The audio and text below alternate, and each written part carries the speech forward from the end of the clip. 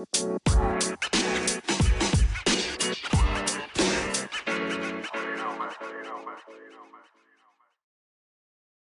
guys, welcome back to the show. I have my new guest on this week, Mike Anderson. Mike, thank you for being with us this time. Thank you for inviting me. Absolutely. We got some great topics to talk about from you. You do have a book that is being released. We're going to talk a little about some other projects you might have going on as well. Talk about a little bit about the divide in our country today. Is America repeating the woes of the Roman Empire, which seems to be something everyone's talking about these days? And kind of get some early thoughts on the upcoming presidential elections, which are not too far away in November. But first of all, Mike, we just want to get to know a little bit about you. So what can you tell our guests about you, your background, your upbringing, your ideologies? What is your snapshot of who you are, Mike? All right. So I am a Midwestern person, grew up in Ohio, I've always lived in Ohio. Mm-hmm. Technical, always liked math and science. Went to an engineering school for undergraduate, got a degree in engineering, and then later a PhD in information science. So I was always on the technical side. Okay. I always loved history. I've read history my whole life and enjoyed history because I think it unlocks an understanding of the life experience all of us have. I have a blog that I started in 2008. It's about ancient history exclusively. And there's a saying at the top of the blog that says, history has already happened. And what I mean by that is, if you look back in history and you read enough, you're going to find something that applies to the world today. Yes. So anyway, I've been writing for over 20 years now. When I got enough space in my life to start writing, I wanted to write about, well, as I said, first ancient history. But if you study ancient history, you study ancient political systems, and you get into political systems in, the notable examples from history are the Greek democracy and the Roman Republic. And then that stimulated me to start writing about contemporary American politics. In 2012, I read a book by Jonathan Haidt called The Righteous Mind. And he basically was the first one to describe the behavioral differences between the right and left. Wow. And he answered a big question for me, which is, why do the left and right not get along? Why can't they agree on anything? Right. So it basically is genetic. It's behavioral differences between the two is the starting off point. They have different views of the world. And so that leads to differences between them. Yeah, absolutely.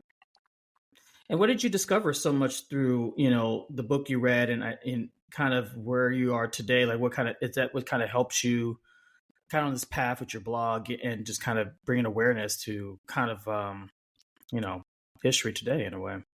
Well, my first book was published in 2017. It's called The Progressive Gene. And basically I took Jonathan Haidt's concept of genetic moral behavior and wrote a book about it. And obviously the progressive gene is about the behavior of the left and the genetic influence over their behavior and how we can observe their behavior through the things that they believe in. Then during the Trump administration, I got caught up in the tribalism thing. So my second book was called Tribalism, The Curse of the 21st Century. And so that was published in 2019. Wow. And obviously we can get into that in more detail later. Yeah. I was going to write a book about the right after I wrote the book about the left, but then tribalism got in the way. So I made that book 2, and I moved the conservatives to book 3, which is called The Conservative Gene, and basically describes the genetic basis for the behavior of the right, why they behave the way they do. And then I had bookends to my tribalism book. The next thing that got under my skin was the influence of the left in universities, traditional media, and social media. and how they've really taken over media in this country. And my fourth book is called Twilight of the American Experiment. Without moral balance, our republic will fall. And it basically makes the case that the right is being somewhat censored.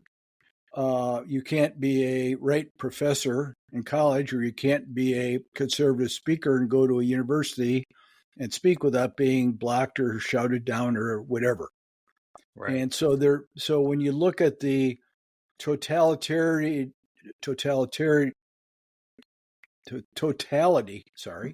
of the views that are expressed on all of the media platforms, the right doesn't get much airtime.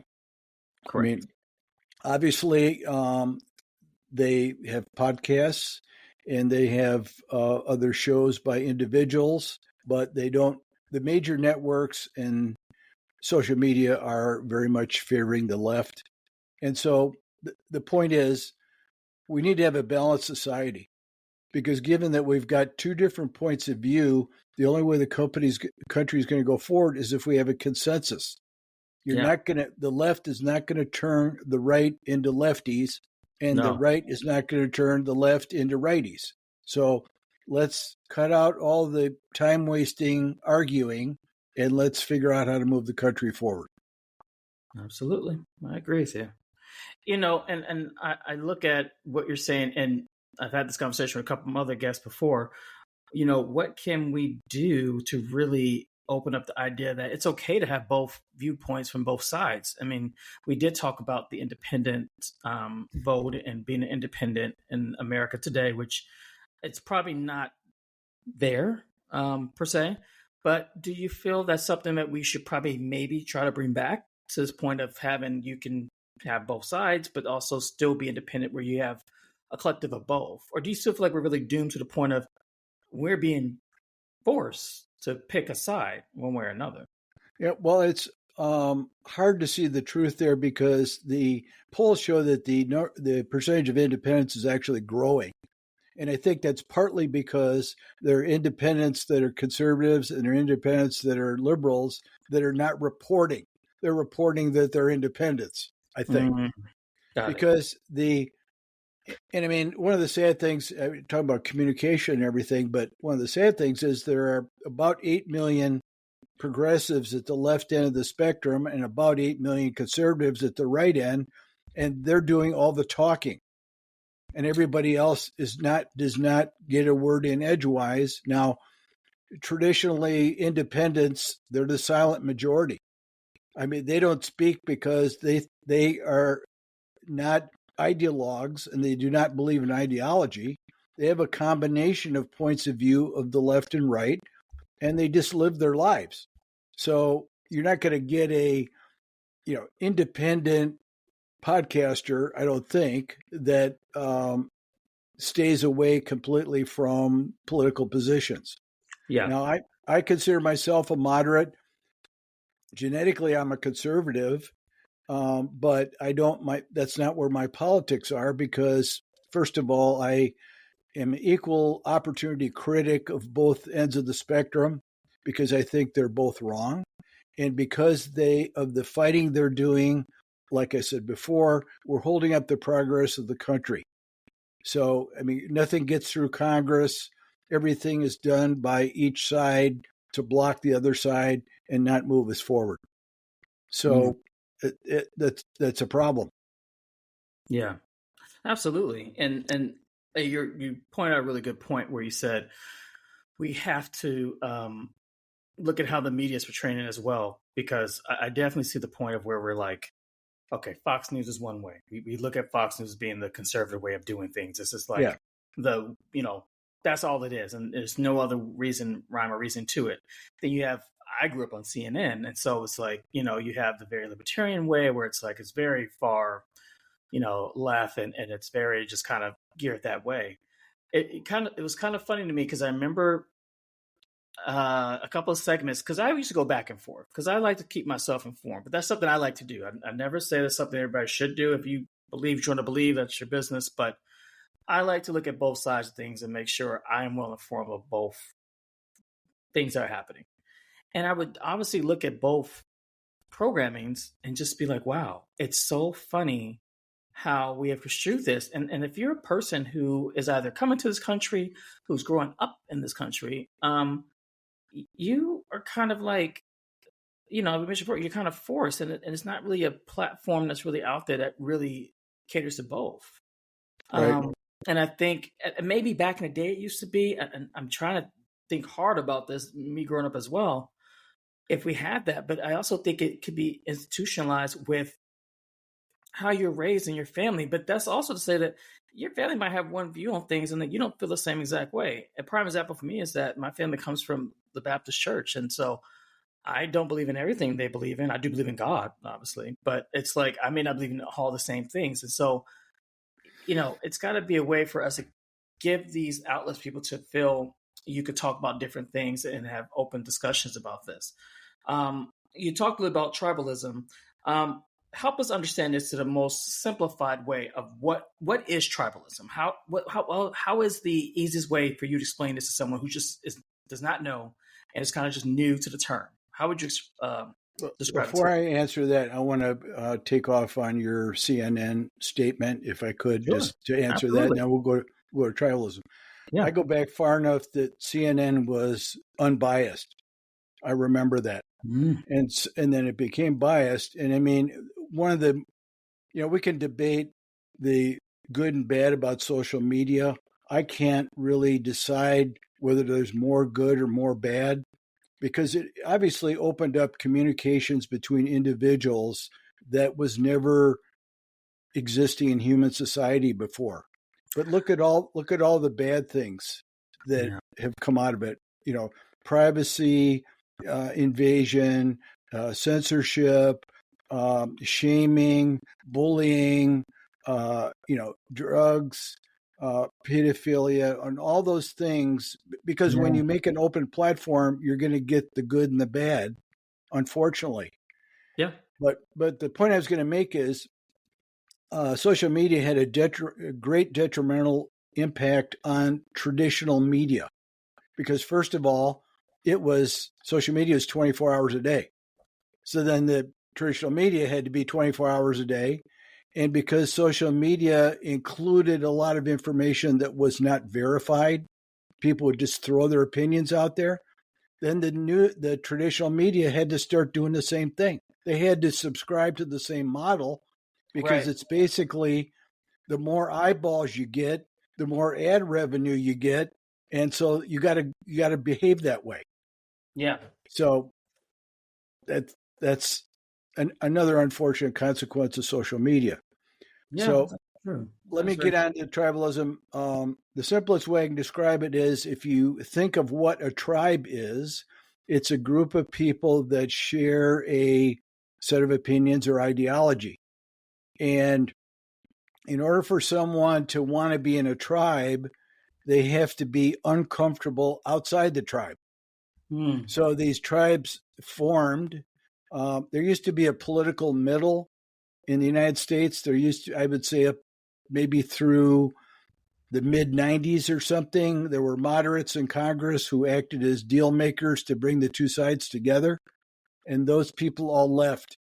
So you're left with just the ideologues, and of course the influence of the media and getting eyeballs and interest in your candidacy, and the money that's put into ads behind your candidacy. You're more attractive if you're spewing some kind of rhetoric against the opposition. You're so right. It seems to be I won't say it's like clickbait, but that's literally, you're saying correctly. That's what it is. Yeah. Right. Exactly. So there's a lot of people who I don't think care about, they're not tribal because we're in the middle. But both tribes were able to suck in individuals that were maybe on the border between their tribe and the middle, because they felt like they needed to connect to a tribe. They felt a value in assuming that ideology.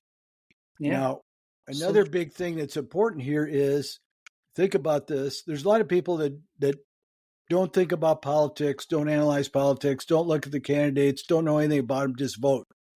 And they probably vote for what the person that they're told to vote for example. Oh, that's very true. Very true. Right. And I forgot where I was going with that. So, shoot. It's almost like it's you're like being almost like on a, I won't say controlled substance, but you're kind of on an autopilot where it's just kind of institutionalized for you. And you just reminded me what the point I was going to make, which is if you're in a tribe, you don't have to think, right? Because you're going to be whatever that tribe is. So you never have to say to yourself, well, is this right? Is this wrong? Do I need more information to decide? No, I'm just in my tribe. So whatever they say, whatever they do, that's me. Right. I support it. And that's counterproductive for the country, obviously. That's very true. It's very true. And then ideally, it's probably one of the major questions we want to ask ourselves. Why should we care? Why is it something anyone should be understanding or trying to understand or really want to understand what tribalism is? Well, I mean, to me, and I'm writing my 5th book now, and one of the lines in the book is that, the country can't move forward. Well, the book is about democracy, right, and all that. And so, but one of the lines is, of all the problems that democracy is having, tribalism is the worst because you have to fix that first.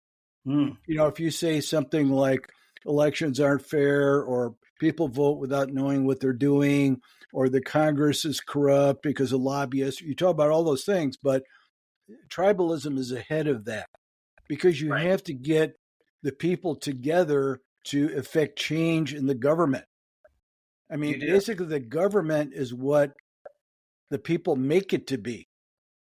And I always use this crazy example about, you often read articles where people say, we got to throw these bums out. They're all old. Nancy Pelosi's old, and Mitch McConnell's old, Chuck Schumer's old. Let's get rid of them.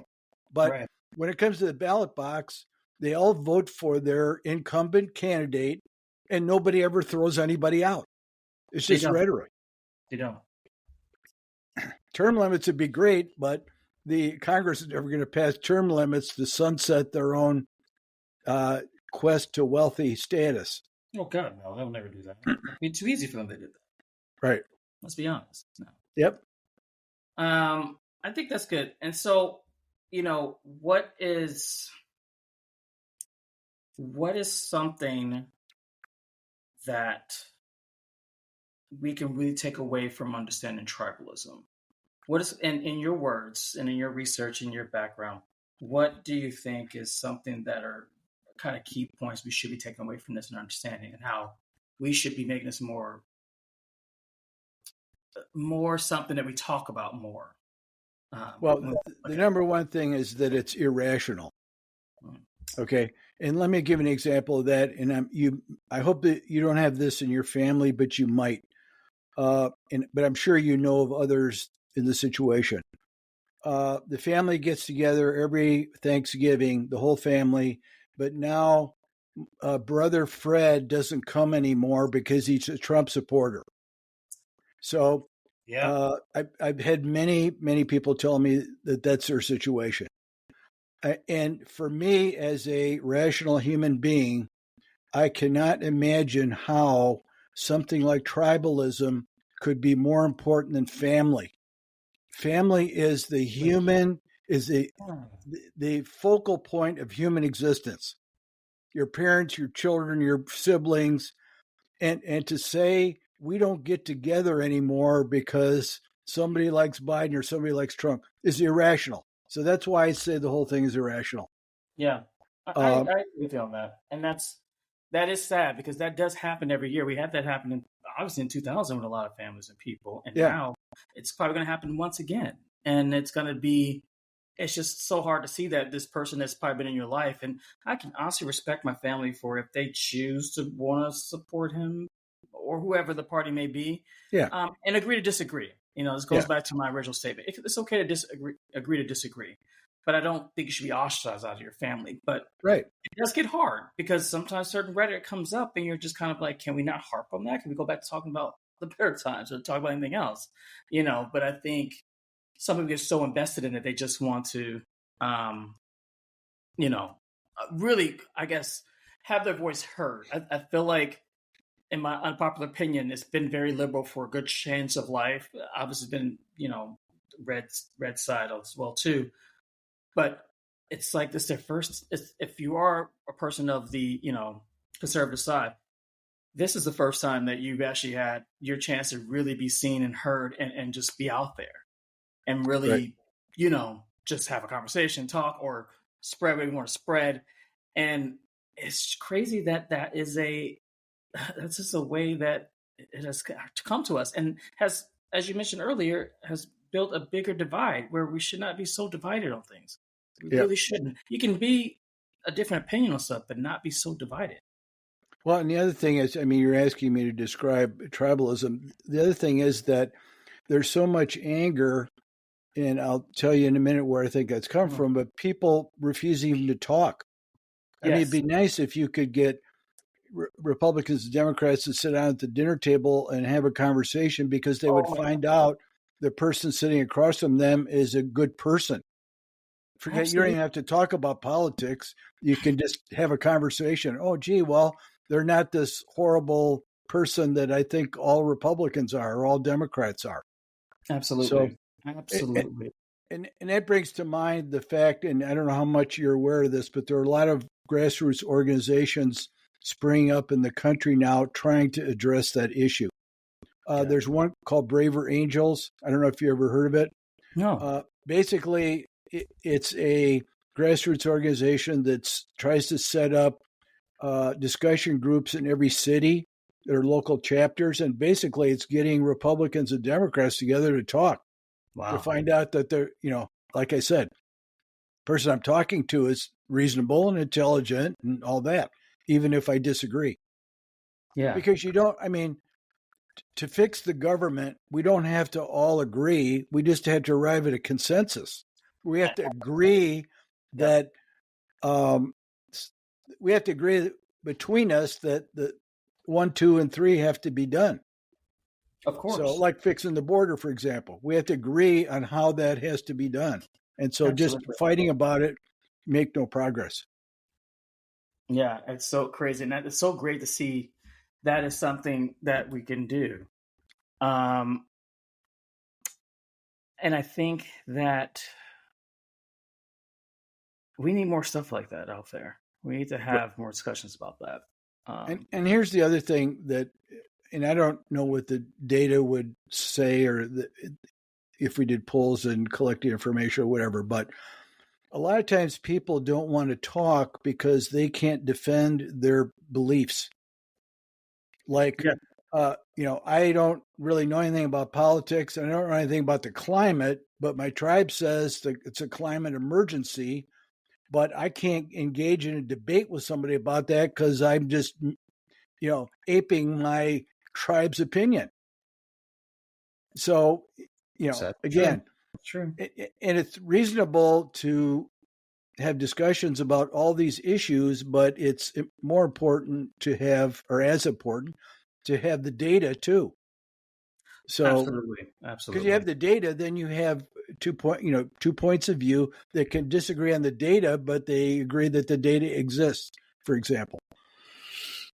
And we have to be good about that, because it's also the point people are like, and I'm just taking notes because I'm getting some great information from you right now. We got to be able to do that. And we have to be afraid not to be open about that and have open dialogue and be okay to be wrong. I can totally be wrong about a certain topic and not be aware of that.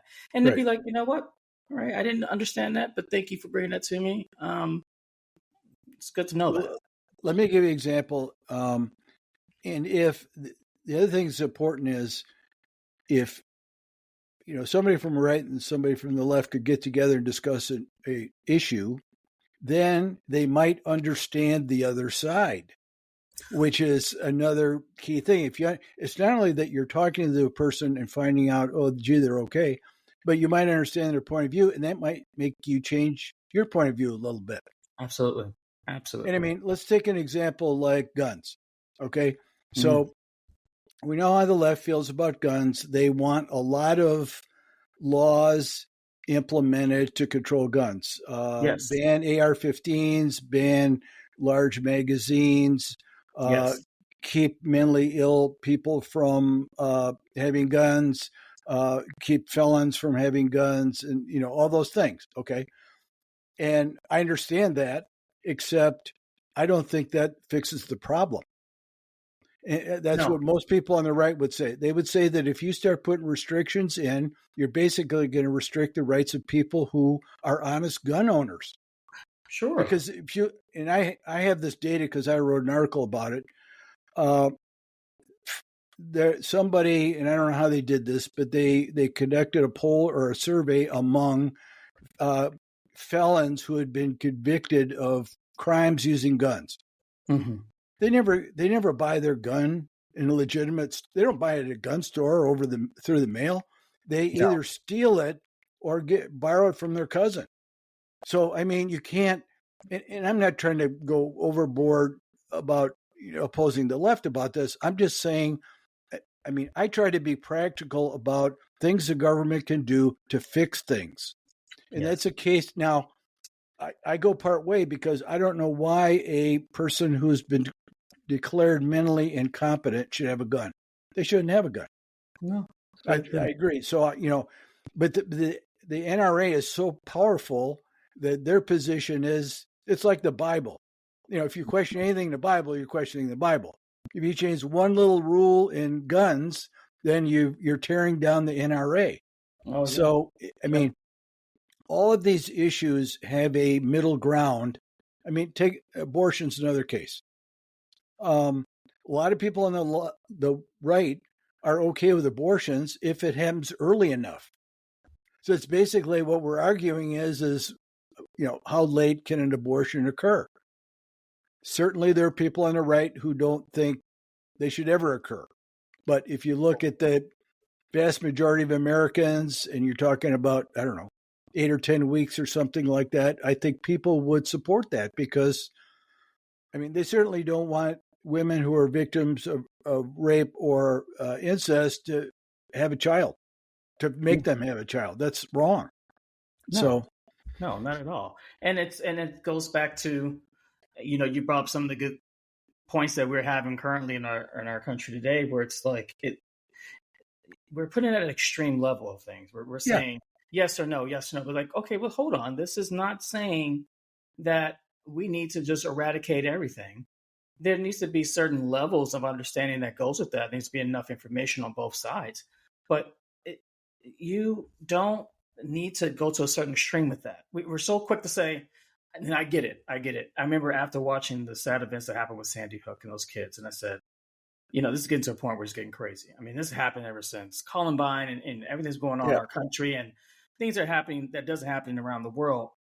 But I don't also feel that I should be punishing people who are very responsible with their guns, who have reasons to use guns for other means than to just, harm other people for hunting or what, protection, whatever the case may be. But those situations, I thought of it more rationally, where I was like, well, it really comes down to mental health. And then also, why are you buying these guns at your local Walmart? Like that to me is like, we're making things too accessible to people. Right. There's certain age limits. I understand that as well, but it's also like, it's things that factor up to that, and it's things that are missed. And it's sad. The sad, very sad point is until something tragic happens or something that is life threatening, such as school shootings or campus shootings or job shootings or any mass shootings of that level, 9/11. Then all of a sudden we want to change things. We want to go back and say, okay, well, let's rethink this. It's like, but you had the chance to do this before, but because we're so stuck in how we feel about things and not taking accountability is also, I feel, is another aspect that a lot of us probably don't do. And maybe some of our politicians don't do as well either. And some do. So I don't want to falter everyone, but it's like we got to get better about this. And as you mentioned way early in our conversation, history's going to keep repeating itself if we don't Right. start making certain changes to these things that are happening. Well, I think in terms of the mass shootings, the main failure there is the mental health aspect of it. Yes. Because these people are all crazy and they go under the radar. And I'm not saying it's easy to find them. No. But they have a characteristic that's common in all of them. They hate themselves and they want to go out killing other people, and then they kill themselves. They hate their life. Absolutely. And that makes them gun shooters. Yeah. And it's unfortunate. And if they didn't have guns, they might have something else. I don't know. Right. We have always been a gun-oriented society from the colonial days, because then you started a little farm, you had a cabin, and the only person protecting you from somebody else is your gun. Absolutely. So it's always been a part of self-protection around this country. It was so interesting, and I say art imitates life. I just finished watching the Last of Us, which is a show based off a video game, but really talks about apocalyptic kind of world scenarios. And you think about these things where it's like, if you were in this new post-apocalyptic world, what would you do? Government's gone, everything else. How are you protecting yourself? What are you doing to solidify your life? Are you just hoping everyone's going to be okay? And it's like, okay, amazing. That's not a reality. Yeah, put us in a situation where the internet's down and cell phones don't work. Exactly. Doesn't take much. Just do those two things. Look at we just had a outage with AT&T, and people freaked out. You know, and it all it takes is one major thing or another, and it's just like it's a domino effect. But ideally, we need to get back to the idealistic views of being like, how do we protect ourselves? B, how do we learn to really cope and get together? And one of the parts of the show I thought was really great was that they showed, even through this whole harsh time, this whole apocalyptic world, there were points where people were still connecting on a very human level of just simply helping one another.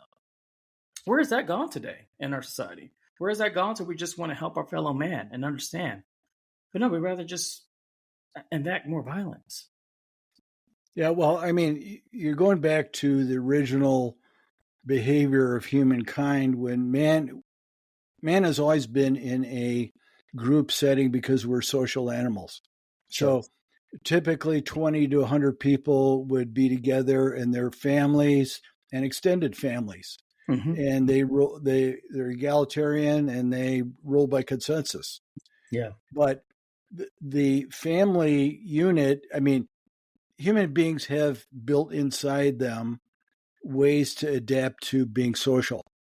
Yeah. For example, we all have a cheater mechanism that if we're talking to someone, we can figure out whether they're lying or not. We also have gossip, which, I mean, people talk about gossip in a derogatory fashion, but it's a very important human trait to validate information. Yeah. If I call the guy next door and say, you had so-and-so fix your roof, what do you think of that guy? Well, that helps me because then I don't have to guess who to have fix my roof. I already, I found somebody. Right. And we're used to being with people and reading their faces and their gestures and their emotions. And we had to learn to do that because one of the things about us as a species is we do altruistic things. We help other people. And that's not logical in Darwinian thinking. Why would we do that? Right. Well, the reason we do it is because we can get people to help us. So if I loan my neighbor a tool, maybe I can borrow his tool. Right. And if I loan him my tool and he never gets it back, well, I know he doesn't get any more tools then. I can't trust him. Right. But we live in an age where all you're doing is looking at screens and you're never interacting with people. No. And when they start putting avatars on, Meta, and you're interacting with that, that's even worse, I think, because it's not real. It's not natural. It's so crazy. I was talking to some of my friends before, and I realized, having a conversation with someone in I'd say in real life, as we call it, it's almost foreign to them. They've grown Yeah. in this age of technology where it's like you can't just go to a person in a restaurant or a setting or a store and just say, "Hi, how are you?" Yeah. It's come so automated and so digital. Yeah, it's I I don't. tell a Oh, story about I went out to dinner. I live near Columbus, Ohio, mhm, and went out to dinner at a restaurant. It was the middle of the summer, and there's a place in Columbus called German Village, which is old. It's an old German neighborhood. They have nice restaurants there and everything. So mhm. this one restaurant had benches right outside on the street where you could sit if you're waiting to either you put your name in or you had a reservation or something. Yeah. And my wife and I turned a corner. We're walking down the street, and we come upon this series of benches. There must be 15 or 20 people there. They're all looking at their phones. Everyone. Yeah, it's true. Nobody was talking to whoever they were with.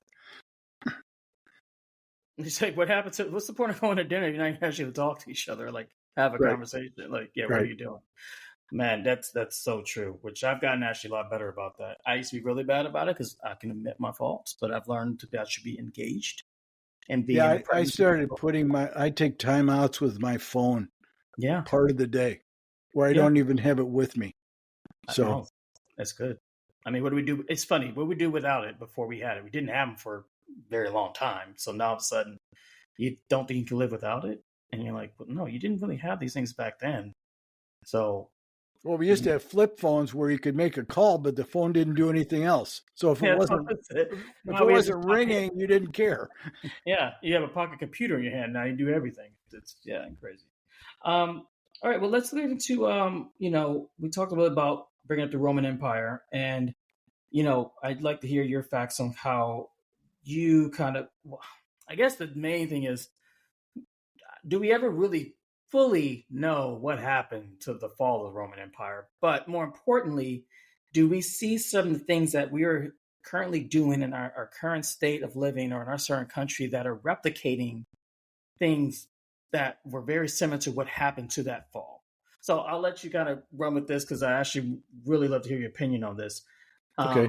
What is ideally the fall, or what do we assume was the fall of the Roman Empire? Well, I gotta fix your definitions here to start because we have to Sure. separate the republic from the empire because Okay. the republic lasted 500 years and fell, and Hmm. that Julius Caesar, that whole story, and then Augustus was the first emperor of the empire, and the Hmm. empire lasted 500 years. So the whole thing lasted 1,000. But the republic was basically like the early United States. In fact, Hmm. the founders never called our country a democracy. They called it a republic Right. because they knew the Greek democracy wouldn't work. Because in the Greek democracy, the citizens that went to the assembly were the representatives. They Hmm. didn't have people representing them, they voted. And you couldn't do that in a wide geographic expanse like colonial America. You'd have Right. to have representatives represent the people. Okay. But so they called it a republic, and it was modeled after the Roman Republic, basically. So the republic lasted, and it's kind of an interesting story. And originally, and I don't know if you probably heard the terms patrician and plebeian. Yes. Patricians were the rich people of the republic Hmm. who they were the original settlers. There were three tribes, and if you were one of those three tribes, you were a patrician. They Okay. ran the Senate, they had all the money, they had all the power. Um, Once the republic came into being, not too long after, the plebeian class started to agitate for rights. And fortunately for Rome, the Senate saw the light and over a period of a couple hundred years kept extending rights to them until they pretty much had almost equivalent rights to the patricians. Hmm. So they managed the mob or the individuals who would cause a revolution, making Right. them happy enough that they did not revolt. Okay. Um, the other important thing, and this happens in every society, is a middle class popped up. In Rome, the middle class was called the knights, like knights in shining armor, because the Roman army had a cavalry, and to be in the cavalry, you had to buy your own equipment, including your own horse. If you're a foot soldier, all you had to do is buy a sword and you were good. But the average foot soldier couldn't afford a horse or all the armor that went with it. So there were wealthy people who were the knights. And they became later the businessmen and entrepreneurs of Rome. In other words, the new money. And the middle class grew, and the knights moved up in power and became businessmen and all that stuff. So there was a balance. I mean, there's a theory of politics that the middle class always balances the upper and lower because it's in between and it's fluid. So people can rise up to the middle class, or they can drop down from the upper to the middle class, or whatever, but it's a stabilizing factor. In about 140 BC, things started to unravel because there was a lot of poverty. The army was fighting a lot of wars. The citizen farmers made up the army. They were all getting killed. Their farms went bankrupt. Their families were destitute. People gravitated to Rome because they had no money, and there was a lot of poverty, like I said. So then the agitation against the government became more acute, and factions formed. There was a faction called the populists who wanted to make big changes in the government. And then there was the other group, who mainly the Senate and the other rich people, who opposed that. And so there was a lot more agitation and political unrest. The other thing that happened that was key is as I mentioned, the army was a citizen army, but at one point, the general who led the army changed the rules so you didn't have to be a citizen anymore. You could just be anybody, and you would be paid out of the spoils of war instead of by the Senate, because the Senate used to pay the soldiers. Wow. And when that happened, then the loyalty of the army switched from the Senate to the general. And once you're a general and you control the army, you can take over the government, which is basically what happened. So that's what Julius Caesar did. He marched on Rome, took over the government. There was civil war for 20 years. He was assassinated. Finally, after 20 years, Caesar Augustus took control, and on went the empire. The net of all this, and the question you're really asking, to get it down to basics, is governments fail, very simple, when they cease to govern. Because there has to be an output of the government that meets the minimum of standards for the population. Right. Otherwise, the population will revolt. Now, another important part of that story is, before the Enlightenment, people had no rights because there was no politics then, and the monarchs and kings of Europe were in control. So either you were in the nobility or the clergy, or you were nothing, and you had no rights. You couldn't vote. Laws were arbitrarily applied to you, and it was a tough way to live. After the Enlightenment, we get the beginnings of liberalism, and people start to vote, and there are political parties that pop up, and elections, and away we go. So since then, the people have had more say on who's controlling the government.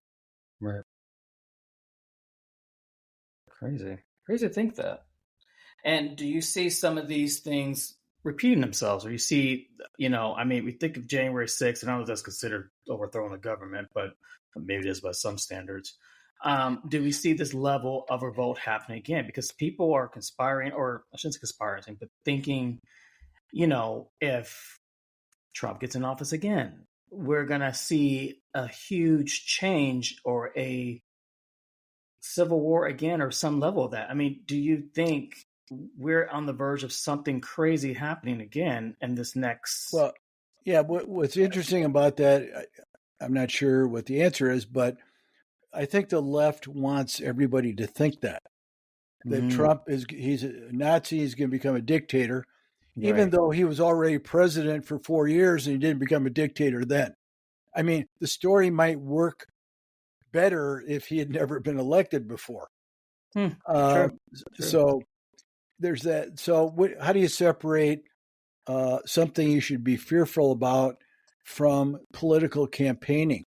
Yes. Because I mean, the left will do anything to stop Trump. They've got him indicted for crimes in 9 different cases that are mostly made up. So they'll do anything to stop him. I mean, should we also just be at the point where we're like, you know what? If he runs again, he wins. Great. 4 more years, let him do it. He can't run again, and then just let it be. Well, the way I look at that is, the country's in an unfortunate position because we have 2 people running who most people don't want to be elected. Unfortunately, one is going to have to get elected. Right. I keep wishing I had a time machine and I could go to 2028 because they'd both be gone. We got to sweat through this 4 years, and then the deck will be clear. We'll have all new candidates. Yeah. And most of these oldsters will be retired by then, or should be kicked out. Yeah. So, but it's tribalism is still at the center of it.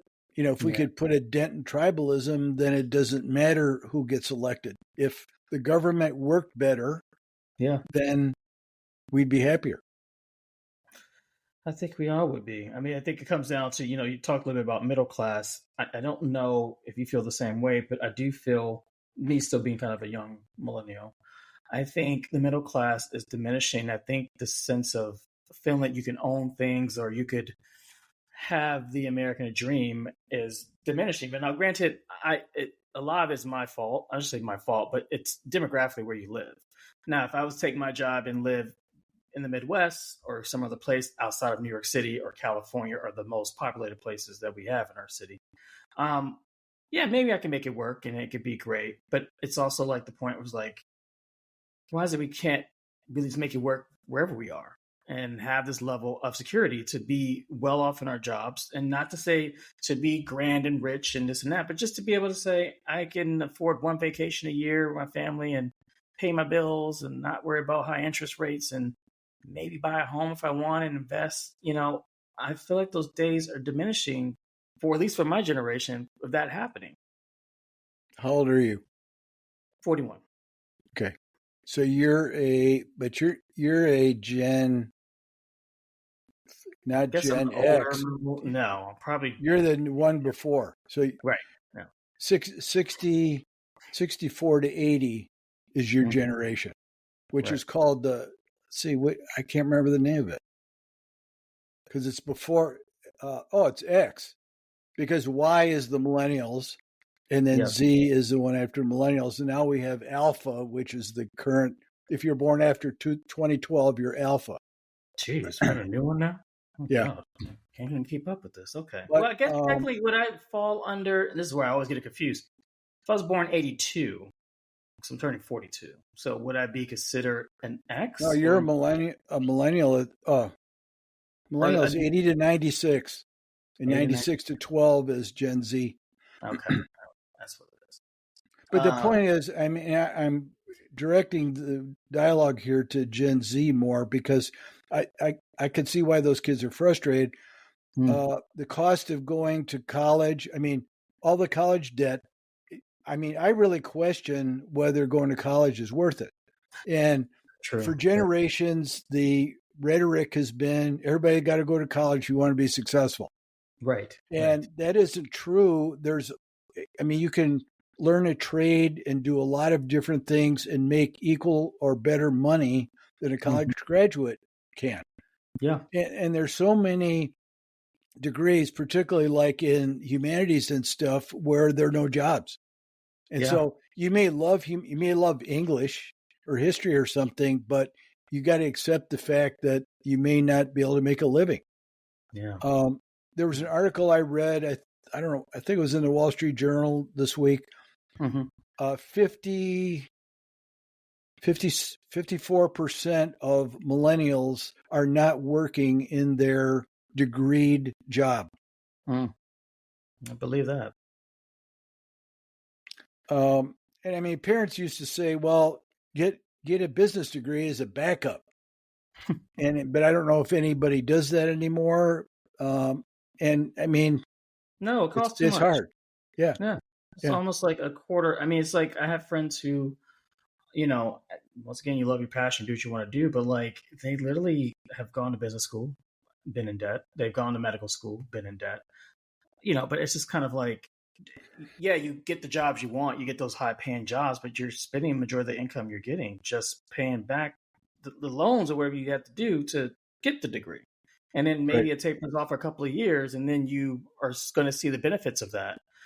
But then again, it's so hard. And I think back to like, the middle class and having a voice. I've always stressed this to even the younger generation. It's because I feel this way. And I'll be the first to be honest. Why do I bother voting? Well, I vote because I want to have a voice so I can be a part of the conversation. Now, granted, if my person voted or not, won or not, I'm still a part of the conversation because I took the chance and I took the right thing to do is to go and have a voice. Or just, I'm supposed to put your own name in there. It doesn't matter. The point is you made a stance, you went out there and you did it. And the more that you put yourself out there for these things, the more you can see maybe some change, not a lot, but maybe it could be some changes down the road. I've done it in my local elections a lot. I've had conversations. I've gone to certain rallies and I felt it may have been a big difference, but it's like, you know what? At least I can know that I did something or I had some play and some call into something that goes into it. And I think a lot of times the younger generation, which I hope does not happen this year, regardless of whoever wins, we still want them to be able to vote and have a voice. Because I'm pretty sure just like a lot of people, they don't care about either one of these old people in here and whoever run for our country. They don't care. But it's like, listen, it's not about caring about who's in the office. Yes, that's what our vote should come down to. But we also have to realize a vote is a vote. And it may not be this time. It may not happen right now. But the steps you take now helps you and your generation get to where you want to be down the road. Yeah, versus not doing anything at all. Unfortunately, Americans are bad voters. Because if you look at it from an not idealistic standpoint, but the way it should be, every voter should study the candidates and the issues, form an opinion, and vote according to that opinion, because that would maximize the opportunity to elect the best people. Yes. Unfortunately, listen to this statistic. If you spend more money as a candidate than your opponent, you have a 90% chance of winning. 90%. Wow. So what that means is people are voting for the face they see the most on TV. Not even hearing. Which means nothing. Yeah. Wow. It's so true. It's so true, and it's so sad. Mike, what's happening in our world today? Well, I still have faith. It's still America. We're still a good country, but at some point, I'd like to break even one day. Who knows? We were sounding a hair depressed there a few minutes ago, so I wanted to throw this in. Okay. We've been tribal twice before. The Civil War can't be any worse than that, right? 600,000 people got killed. This is nothing compared to that. Right. We were also tribal after the Civil War, from about 1870 to 1890. Because what happened after the Civil War is these political machines got formed, one for each party, like you probably heard about Boss Tweed, for example, where all the elections were basically rigged. People voted with the machine bosses and their minions standing next to you. And if they didn't like where you put the X, they tore up your ballot and gave you another one. Or, and they handed the ballots out as you came in. So like if you walked in the door, somebody handed you the Democratic ballot or the Republican. And then they offered you a free beer down at the corner bar if you voted a certain way. Of course it did. How did that get fixed? It got fixed by, first of all, the secret ballot. Enormous. 1883, that was put through. Because once you didn't allow influencers with the voter could vote his conscience. Great reason. And then they got rid of all the machines because they intellectualized understanding voting and had voting clubs and voting groups, and they took their power away. So it took us 20 years to get out of that tribalism in that case. So it can be done. I thought you were going to ask me, but you didn't, and that's fine. How are we going to solve tribalism? Because every time I'm on a podcast, they ask me that. Please. Please. Number one would be a external event that unites the country, like 9/11, Pearl Harbor. Don't want that to happen, but it would happen instantaneously because people would realize what's important. Do you want to argue over some stupid issue, or do we want to move forward as a country? Yeah. The other two choices are it dies out of fatigue. Everybody gets tired of arguing, and then it just passes away, which would be good. And then the third way is a grassroots thing that we talked about before. If people could just start talking to the other side and having reasonable conversations, even to the point of understanding the other point of view, there would be a lot less yelling. Yeah. But I don't know how you get the yellers off of social media because nobody's going to censor them off. No. They generate a lot of money. That's very true. Yeah. Well, wow, that's some good points. Thank you for sharing that. Let us know about your book. When should the new book be available, or where can people... Well, the last book came out September 28th, so we're not very far away from that. That's just been 5 months. September 28th, okay. The new one is coming out in the fall. Don't have a date yet, but I think you might be interested in the title, which is America's Counterfeit Democracy. Ooh. And basically what I'm talking about is that we're not really a democracy anyway. And that doesn't have to be a bad thing. I mean, it's stability and rights and opportunity that matter, not the government. But my assertion is that the elites control everything. You know, the super rich and the corporations control everything. They own all the media, so they control the message we get, which is both coercion and propaganda. Yeah. So they even tell us how to live our lives. They show us playing basketball and wearing certain clothes and eating a certain kind of food. And that's, if you're a good American and a nice person, you're going to do all these things we're suggesting. Yeah. Not good. No.